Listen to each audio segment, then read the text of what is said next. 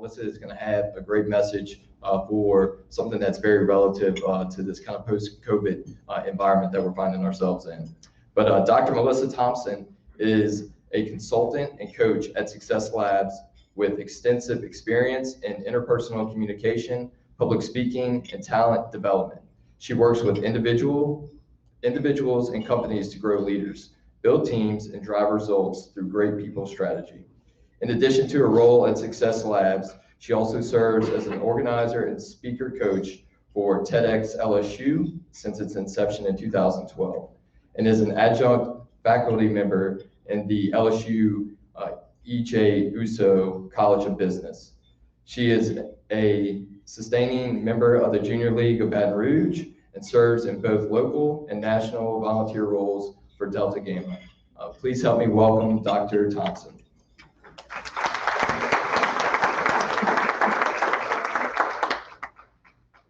So you can't see the silly faces that Barker and I are making at each other. My previous role was at the Baton Rouge Area Chamber, where Barker and I made a lot of trouble just about every day. So you've got a good one. We were super sad to lose him, but this is where he's supposed to be. And it's very clear by the work that's happening in the parish that he is exactly where he's supposed to be doing the work. So congratulations. And Garrett, thank you so much for that great message. Nobody wants to talk about COVID, except that's what I'm here to talk about. So I hope you're okay with that. Just a little bit more COVID stuff.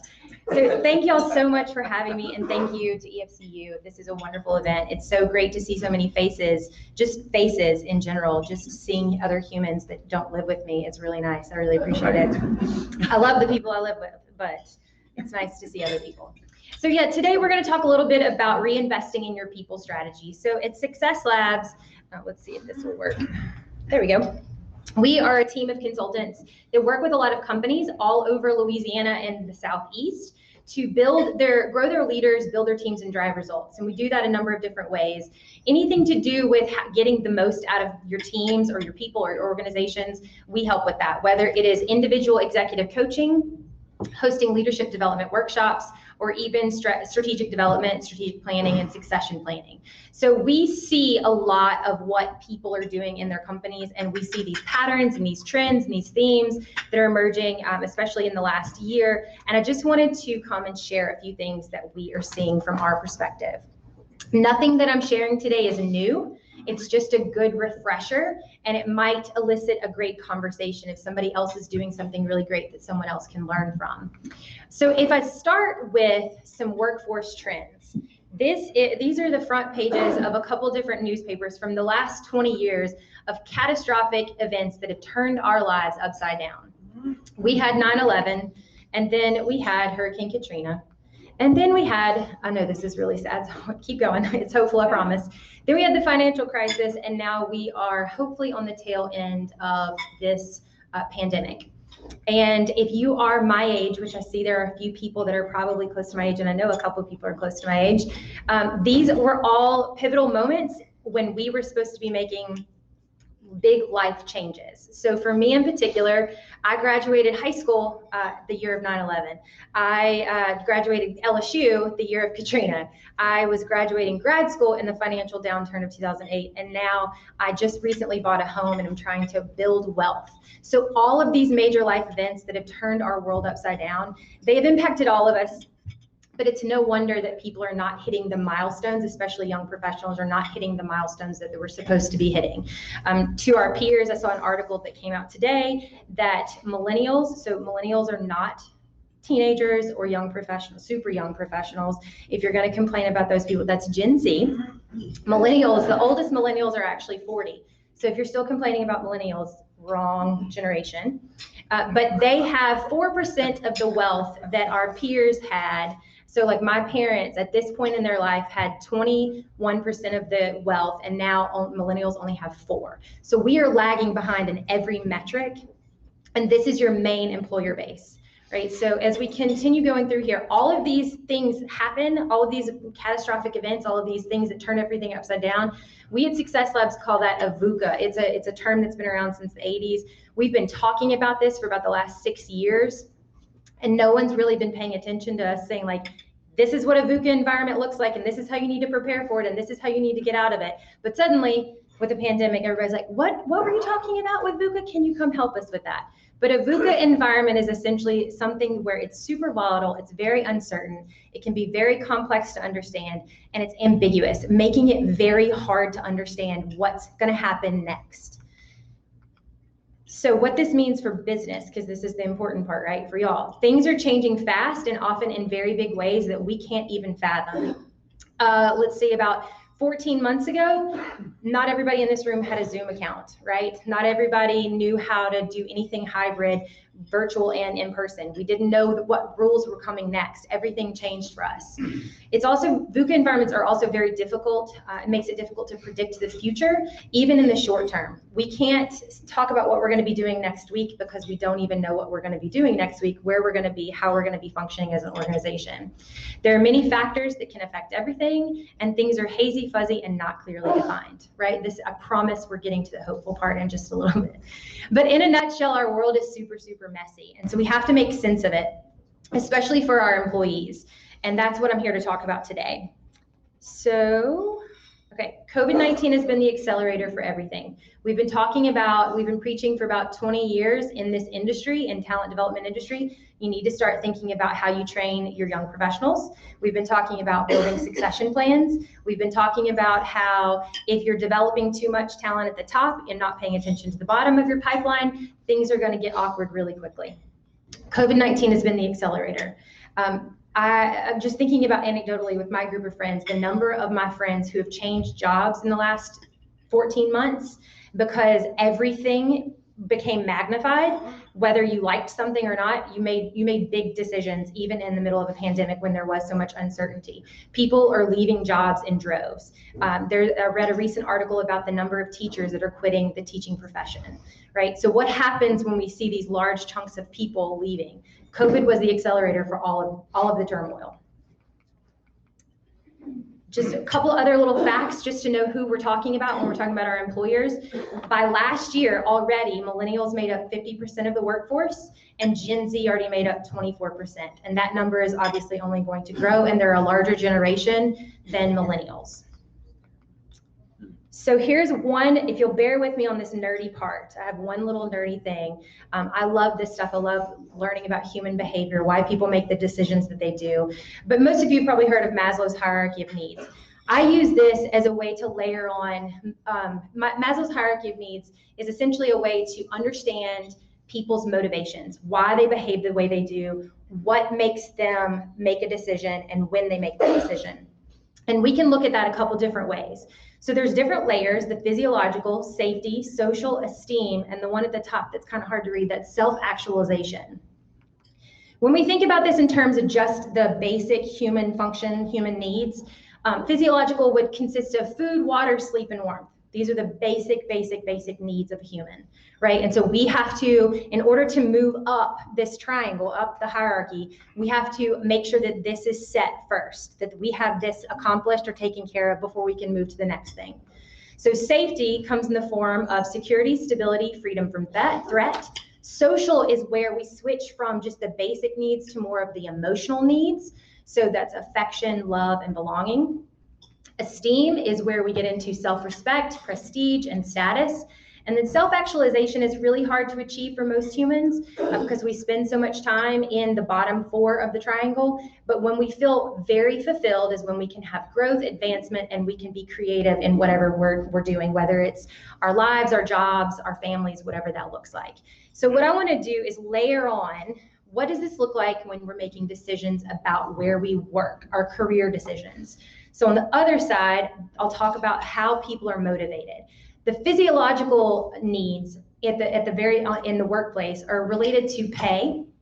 Another one was like access to cafeteria, right? Food and benefits. These are your basic benefits, mainly healthcare. Okay, so then we move up to safety in the workplace. What that looks like is safe working conditions, job security, and a little bit more nuanced benefits. So maybe that's the dental, 401k, flexibility in where you work and when you work and things like that.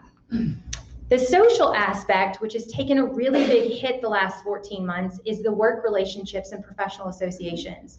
Like I said at the beginning of my talk, I'm so excited to see other people, right? I'm an extrovert who needs a healthy dose of introvert time as well, but I love to see people and be around people, and I haven't had that, which is why when Barker said, hey, can you come speak? I said, sure, without even knowing the day, time, or location. I just wanted to see other people and be around other people thinking the same things. So as we move up to esteem, this is the job title. These are the things that you often hear people are chasing, right? The status and the prestige that comes with a position. And lastly, at the very top is the challenging job where you have achievement and you're able to advance, whether that means a position, your influence, or the things that you get to do, or the schedule that you get to set. Like, it's the full fulfillment within your job. Does this make sense so far? Okay, so it's pretty basic stuff. We all know this stuff, but just putting it into this context can help when we think about how to get back to our people and build morale and get people back in the office place, or keep developing things virtually or in a hybrid. Okay, so as it wants to jump all around you. So I'm going to offer 4 tips, and these are all come back to some point on that triangle of Maslow's hierarchy of needs. First, everything's changing about how we recruit, onboard, and train. You said you got a Zoom account to interview people via Zoom, right? We're still doing some of those things, but we have to think differently about how we recruit, onboard, and train, whether they're in person, virtual, or a hybrid. So our world is really big, and we can now, because of some jobs are going to stay virtual, because of Zoom, because of things, websites that existed before the pandemic, like LinkedIn and other job search functions, we can recruit talent from anywhere, right? We can bring people to Louisiana or Baton Rouge or Ascension Parish. But also we have to think about that flip side. You now can work anywhere. So how do you differentiate yourself for a position, for a company to recruit people to work for you, right? There are more and more people that are moving to places where the cost of living is super low and they can work from anywhere, right? And we're hoping that Baton Rouge becomes one of those places, because our cost of living is much lower than some of the bigger cities, right? You're seeing this. I know a lot of the chambers across the country are talking about the resurgence of the mid-sized city. So cities like Baton Rouge and Birmingham are really building everything that's going on, and whether it's jobs or people moving to town, because of things like this. Anybody can work anywhere and live anywhere. So as we start to recruit those people, we have to think differently about how we tell our story. You have to attract people, understand who your audience is, who you're trying to attract, and then what messages would resonate with them. Everybody in your company needs to be able to tell the story of who you are, your company values, how you live out those company values, not just put something on your website and say like, oh yeah, it's over there. You have to show how you're living it out. This is a really great way where, I know some of you probably hate social media, but it's a really good opportunity to tell your story through pictures and through videos. Prove to people that you are worth working for, right, or working with. So we have to tell our story differently. Additionally, when we onboard people, anybody started a new job in the last 14 months? 1. Okay, I'm with you. Okay, couple. Okay, so when you, what I would recommend when you are hiring in this time period where you might have people joining, I know for my experience is that my brother, he's in insurance. He was hired in the pandemic and he's never gone into the office. He's only ever seen people on Zoom. He's never met the people that he works with. He doesn't know anybody, right? So what I recommended, because he was feeling very disconnected from the job. He's not invested at all in that job, unfortunately, because he doesn't get to see the people. When we onboard people, we have to really think about every single aspect, every piece of the onboarding process, and how to flip that to make it more connections, more personal, more relatable, and do that in some ways in a virtual environment.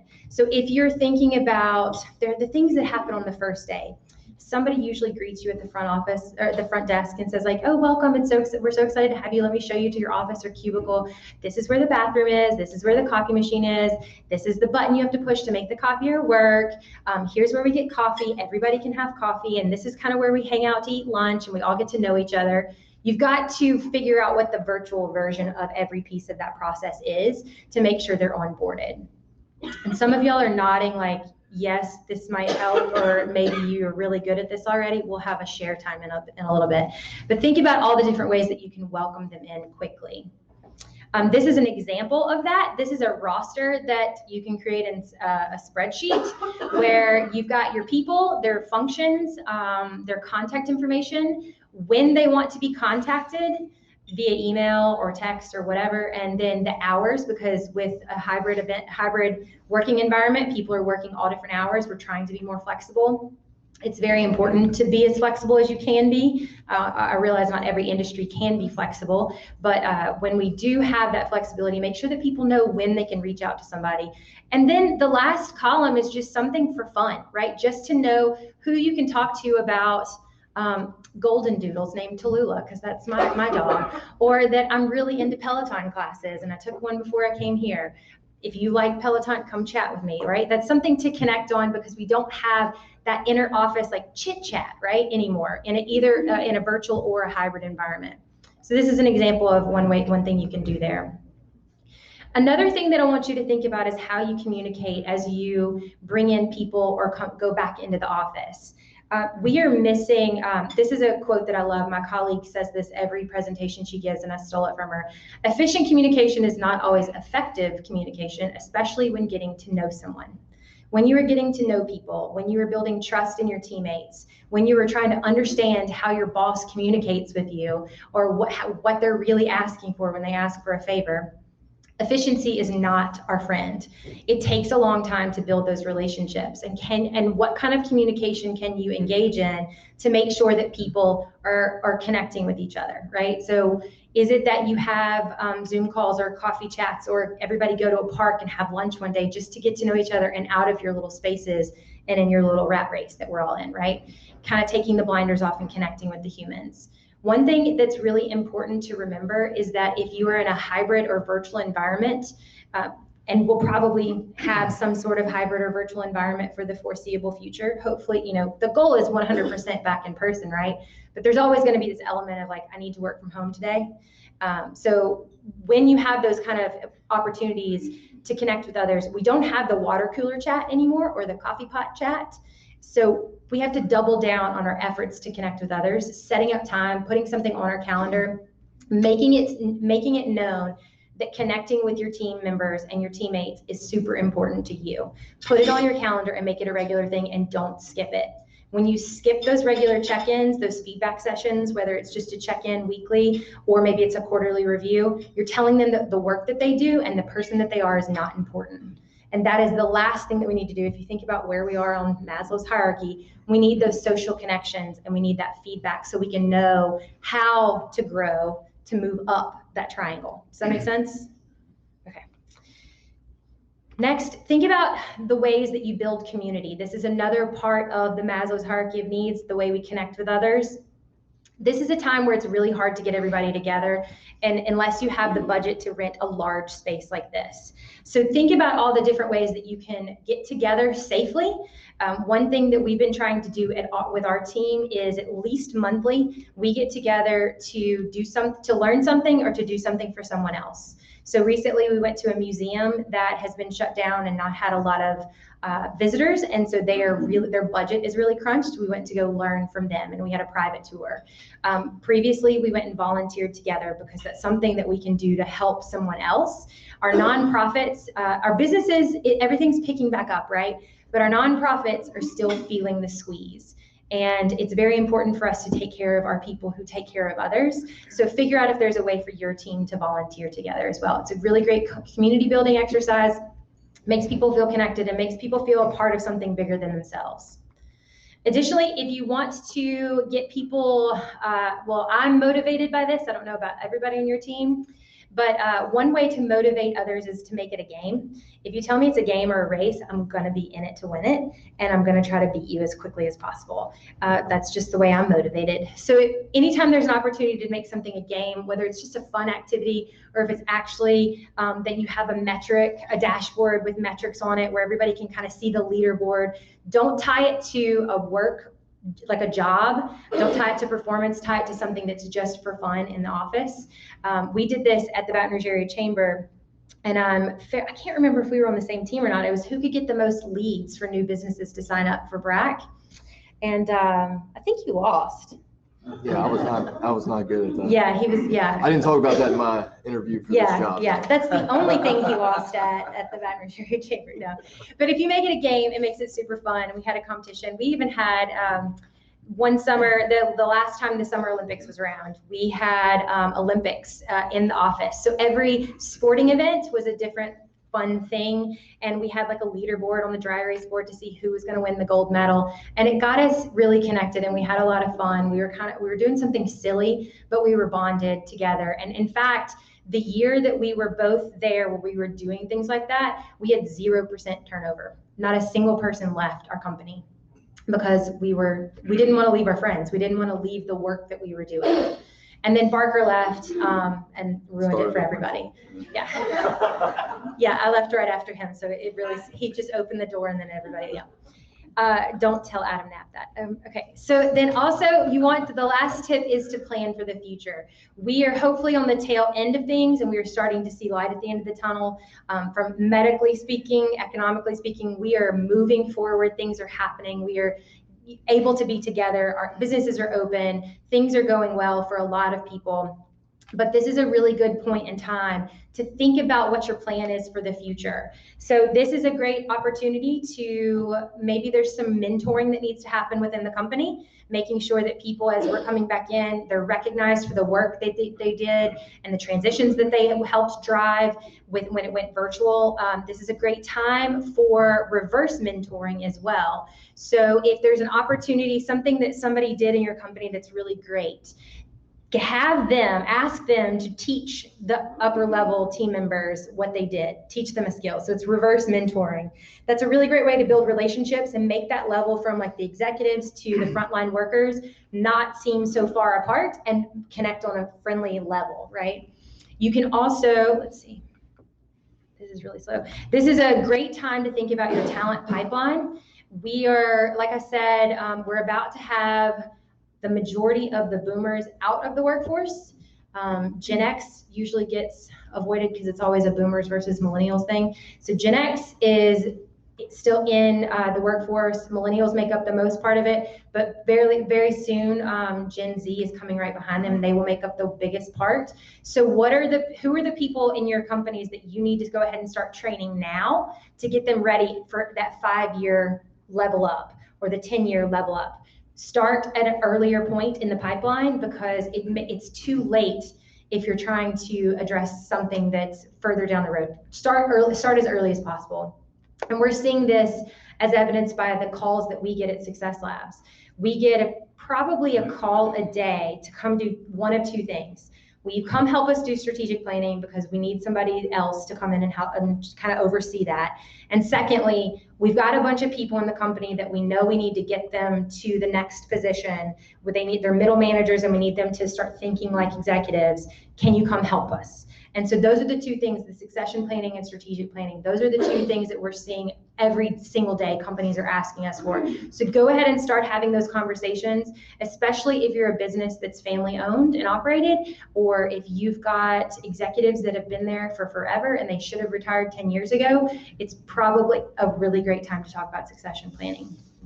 So those are my tips, and I'm going to stop and see if anybody has questions that I can answer or comments. What did you learn during this pandemic time that worked really well to build the morale and the connections with your teams, so we can learn from each other? Because I only presented a few.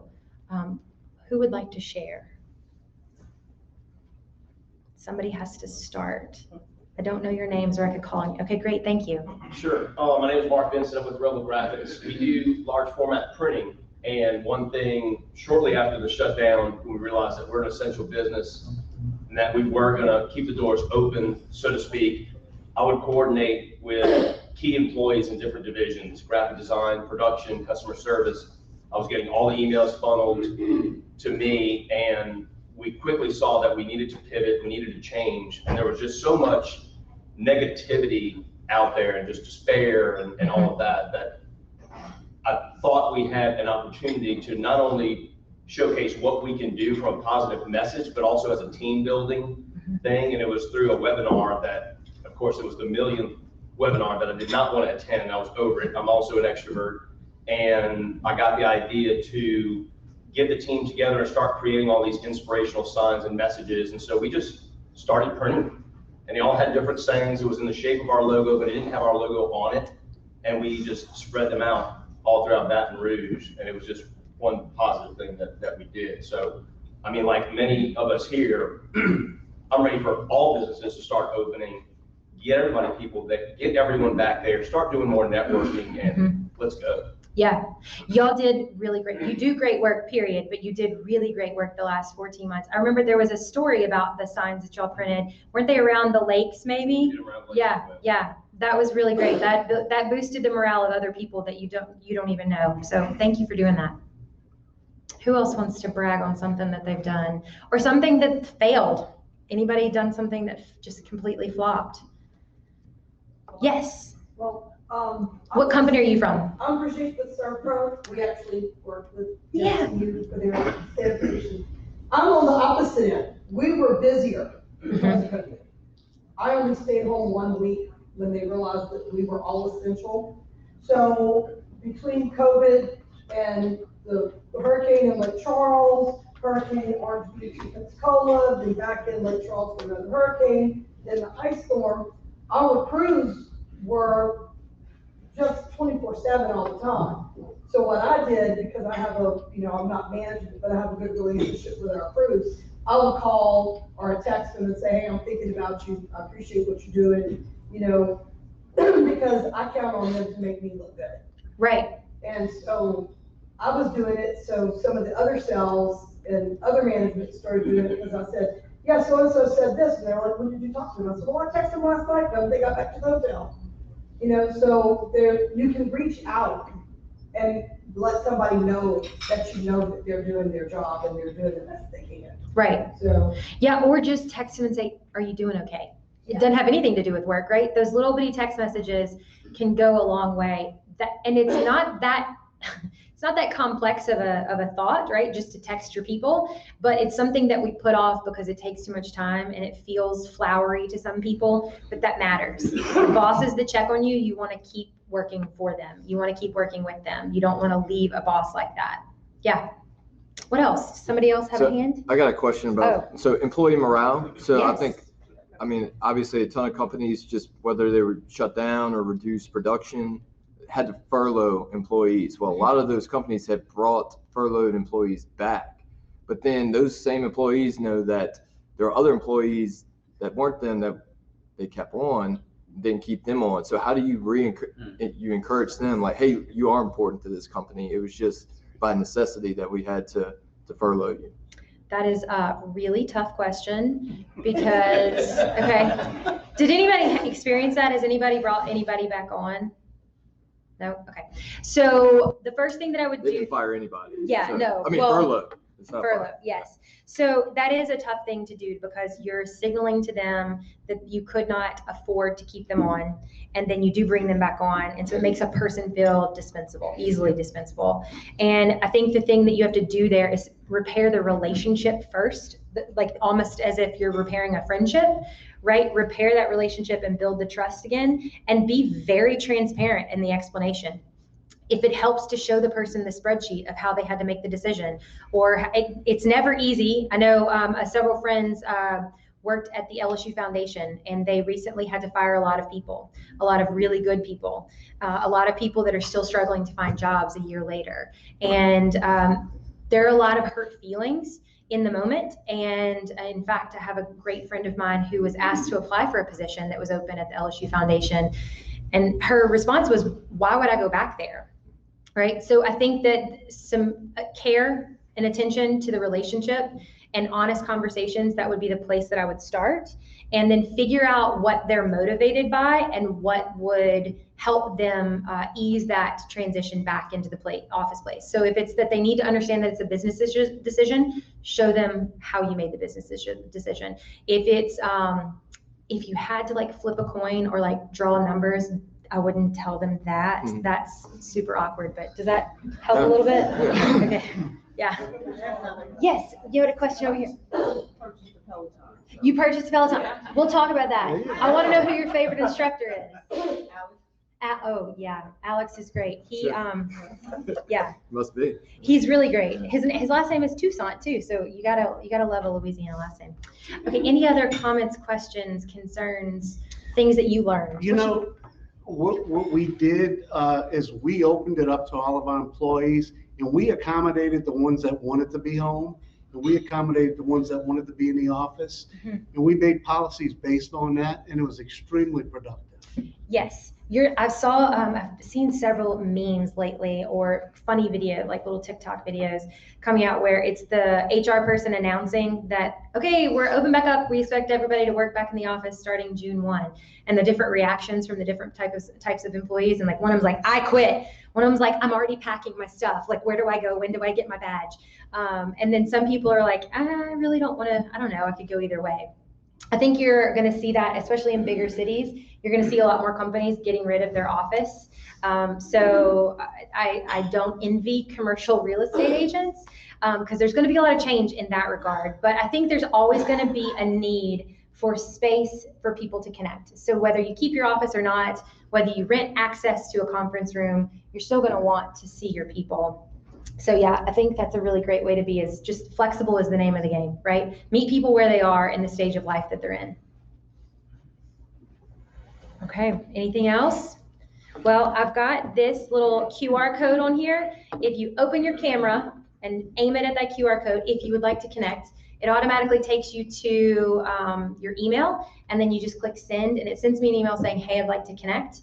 And I'll email you back today, and we can maybe have coffee, virtual coffee. I'd love to come to Ascension Parish, so I'll come hang out with you here, and we can talk more about these fun strategies. So thank you all so much. I really appreciate it, and thanks to EFCU. I appreciate you. Thank you. Thanks, everyone. And look, you also get your. What is that? But you don't drink, so you'll have to give that to somebody else. I'll give it to you. Okay. That's why I put it in there. So, all right, let's give it up for Melissa one more time. It's crazy. Her 4 tips were like things that I think I had a conversation with at least 2 or 3 of them today about things that you just focus on. I think in 2020 we're all in kind of survival mode, and the things that we usually do, investing in our employees, kind of took a back seat because we're all hands on deck. Let's keep the lights open, the doors open. And investing in our employees, growing our employees, kind of took a backseat to that. Now that we're kind of coming out of that survival mode, we need to start kind of reinvesting in our own. So again, Dr. Thompson, I love saying Dr. Thompson, thank you so much for that message.